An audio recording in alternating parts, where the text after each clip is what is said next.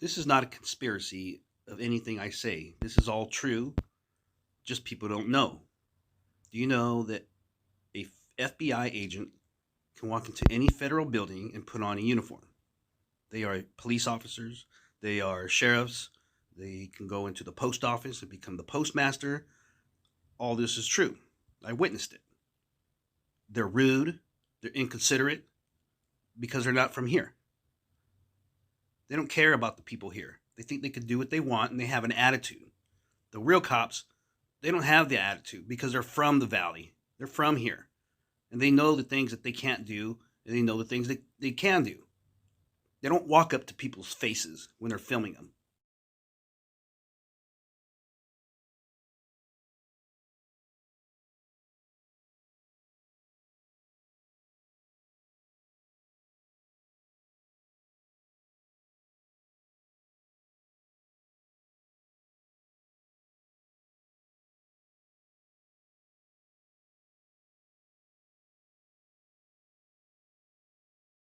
They don't walk up to people's faces when they're filming them. And they're here. And the sergeant that's talking, she is a FBI agent. She's the one that does the fake media. She's the one that goes out and memorizes the whole script and then tells you everything that happened. But it's wrong. Everything's wrong. The wrong time. Everything's wrong. And she's the one that comes out and does the fake media. And the following day after she did this, I was out there at this area and I was talking to some guy that was out in the field looking around and I was telling him everything that I caught.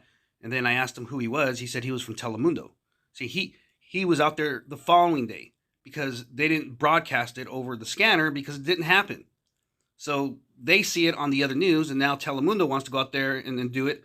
When I left that area, the area that I was talking to that guy at, I was driving down the street, and here comes the sergeant in a police car, same lady, out there to do a interview with Telemundo now, after a day after, because they didn't get it on the scanner.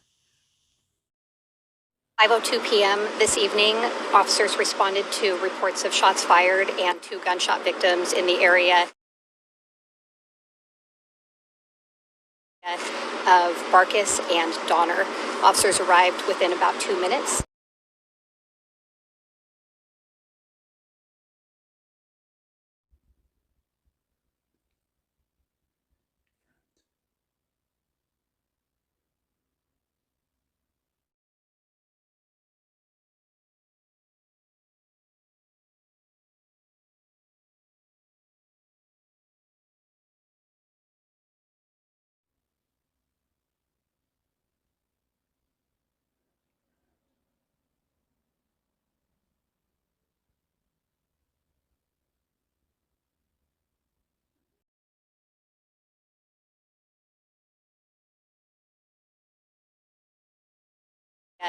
Of Barkus and Donner.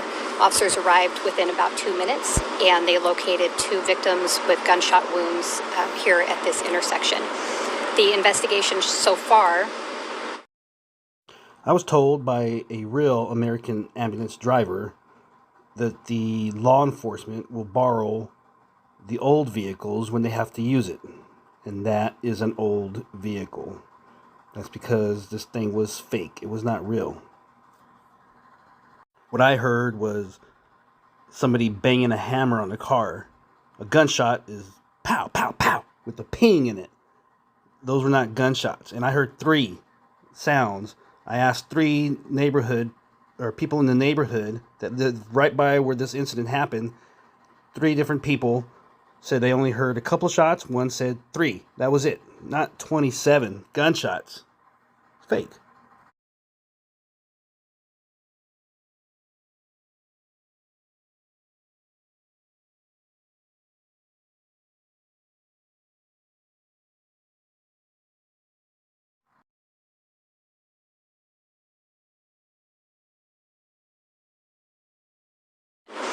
The investigation so far is showing that the gunshots happened at Gettysburg and Polk Avenues.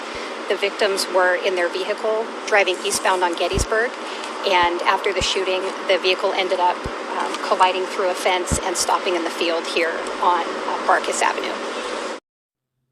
That car was driving right there where the red arrow is, right where the curve. That's where it went through the field. Now, how in the hell did some guy's clothes end up over here? Or this pedestrian that was walking involved?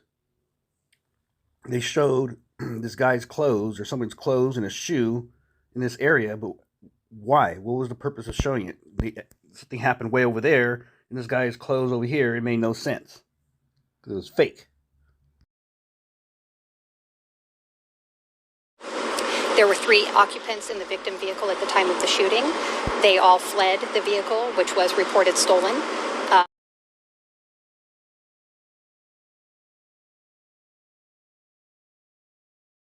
This is the FBI in police uniform. They are not real officers, but they can put on a uniform. I used to catch them. They used to have the wrong pants on, the wrong shoes. They didn't have a badge, and they didn't carry a gun.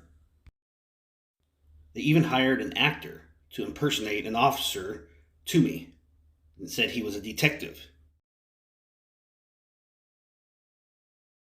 And when officers contacted them, they found a 16-year-old male who has gunshot wounds to his upper body. He's listed in critical condition at CRMC.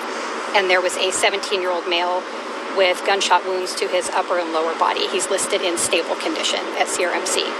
The third victim was a 17-year-old male. He is uninjured, and detectives are speaking with him here on scene to try to gather information about what happened.